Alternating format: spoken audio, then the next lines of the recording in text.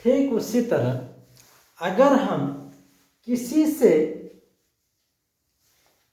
पैसा लेते हैं या पैसा देते हैं, जैसे कैश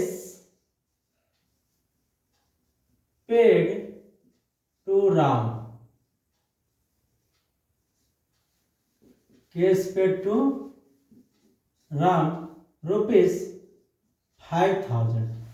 हम राम को कैश पेड किए 5,000, तो मेरे पास से गया क्या, कैश चला गया, तो टू कैश तो होगा ही होगा, और किसको दिए, तो राम को, तो क्या होगा, Ram account debit to cash, कितना 5,000, यहाँ हो जाएगा 5,000। अब देखिए, जैसे हम लोग परचेज किए थे, अब हम सेल भी तो कर सकते हैं। जब सेल करेंगे तो क्या होगा, कैश सेल ₹10,000।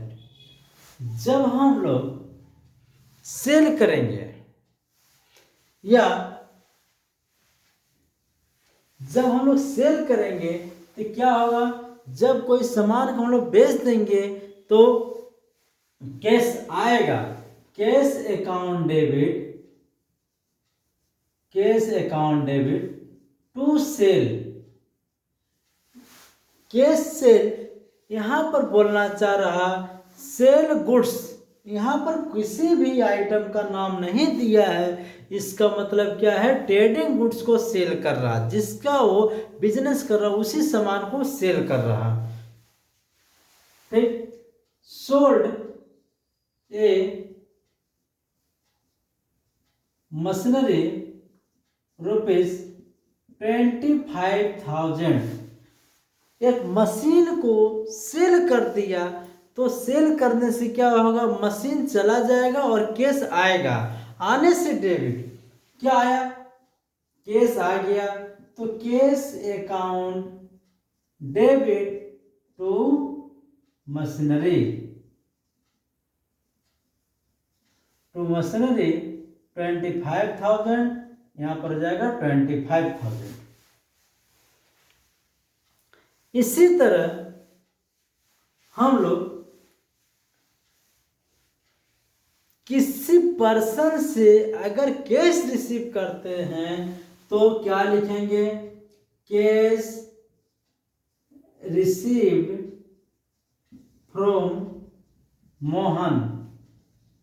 मोहन से हम लोग कैश रिसीव किए 1,000, मेरे पास आया क्या, कैश, और किससे मिला, मोहन से मिला, तो आने से क्या बोले, डेबिट होगा, कैश अकाउंट डेबिट टू, देने वाला पार्ट कौन है, मोहन, देने वाला पर्सन मोहन है, तो मोहन क्रेडिट हो गया। हम किससे ले रहे हैं, जिससे ले रहे हैं उसको क्रेडिट कर देना है, और मेरे पास आया क्या, कैश आ गया।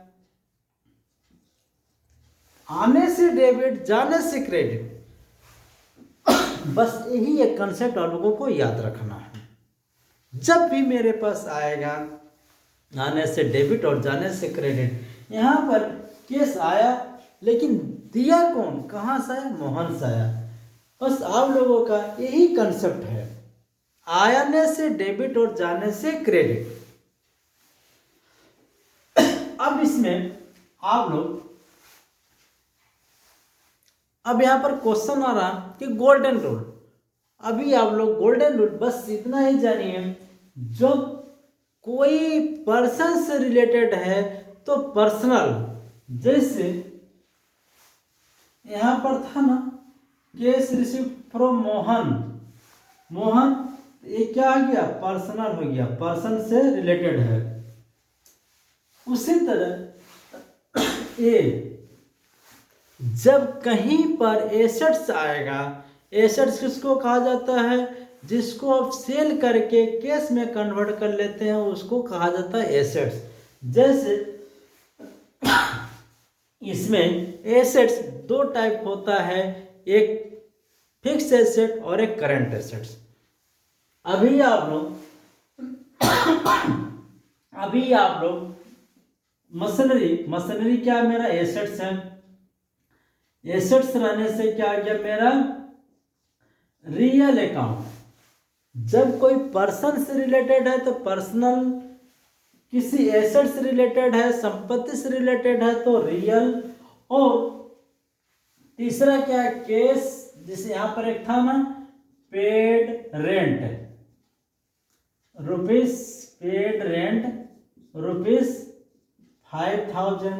यहाँ पर क्या होगा, हम रेंट को पेड कर रहे हैं तो रेंट अकाउंट डेबिट टू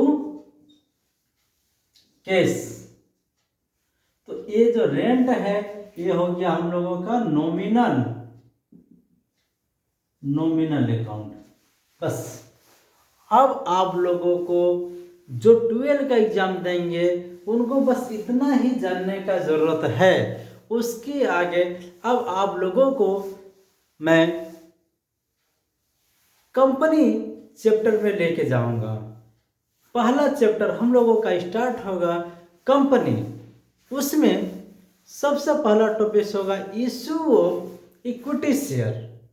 इसके नेक्स्ट क्लास में आप लोगों को मैं बताऊंगा issue of equity share. Share क्या होता है, शेयर को हम लोग इशू क्यों करते हैं, शेयर का टाइप कितना है, ये नेक्स्ट क्लास में बताएंगे। जो 12 में है, जिनको कुछ भी नहीं आ रहा, ये थोड़ा सा जरूर इसको आप लोग समझने का कोशिश कीजिएगा। नहीं समझ आएगा आप लोग कमेंट कीजिएगा, मैं फिर से डाउट क्लियर करूंगा।